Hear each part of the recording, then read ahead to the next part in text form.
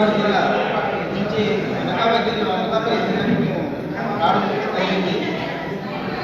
మరి మా యొక్క పోరాటం ఏమిటంటే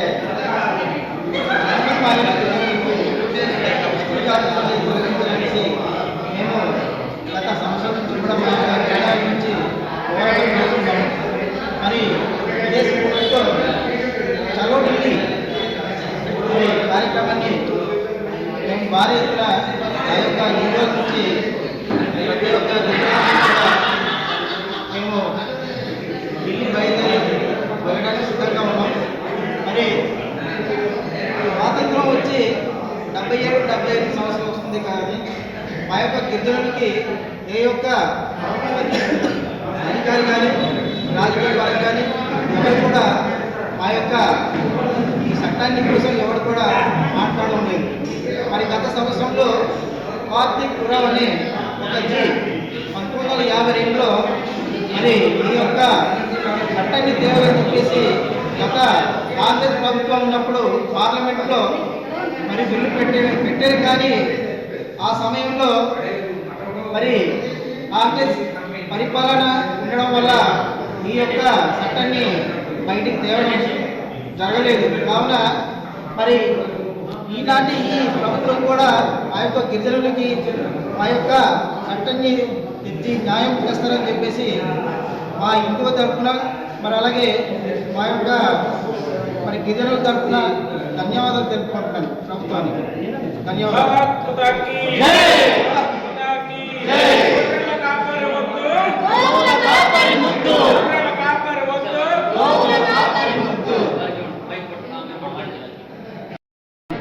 జై శ్రీరామ్.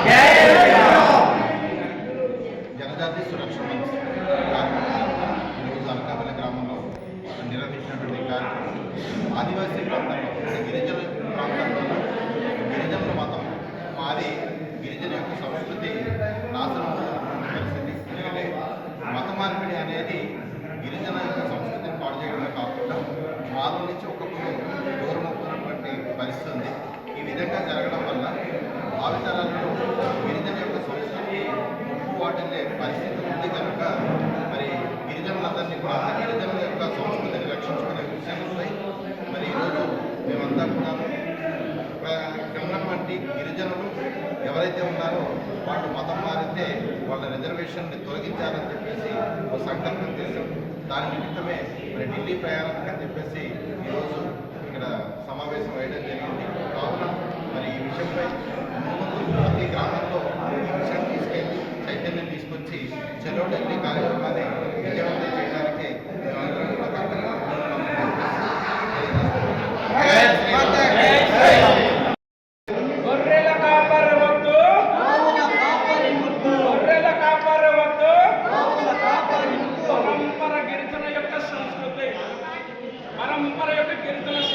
దెబ్బతీస్తున్నటువంటి ఇది ఎవరికి కులానికి మతానికి సంబంధించినటువంటి పోరాటం కాదు.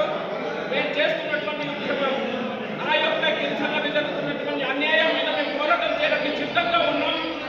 దేశం మొత్తం జరుగుతున్నటువంటి గిరిజన సురక్ష జనజాతి సురక్ష నుంచి రంపచోడవరం జిల్లా నుంచి రావడం జరిగింది. పోలవరం జిల్లా రామకృష్ణారెడ్డి గిరిజన సురక్ష జిల్లా కమిషనర్గా మన బాధ్యతలు నిర్వహించడం జరుగుతుంది. దేశం మొదటైనటువంటి ప్రాంత సమావేశాలు పెట్టుకుని మే నెల 24న జరిగేటువంటి మహాగర్జన గిరిజన గర్జన లక్షలాది మందితోనే కేంద్రానికి మా యొక్క గొంతు వినిపించడానికి మేము ఈ విధంగా సమావేశం పెట్టుకోవడం జరుగుతుంది. కాబట్టి 341 ఆర్టికల్లో ఎస్సీలకైతే ఏ విధంగా ఉందో 342 ఆర్టికల్ కూడా అదే విధంగా చేర్చవలసి మేము డిమాండ్ చేస్తున్నాం. మతం మారిన గిరిజనులను ఎస్టీ జాబితాను తొలగించాలి. మతం మారిన గిరిజనులను ఎస్టీ జాబితాను తొలగించాలి. మతం మారిన గిరిజనులను ఎస్టీ జాబితాను తొలగించాలి. ప్రభుకెరుగో దేవుడా,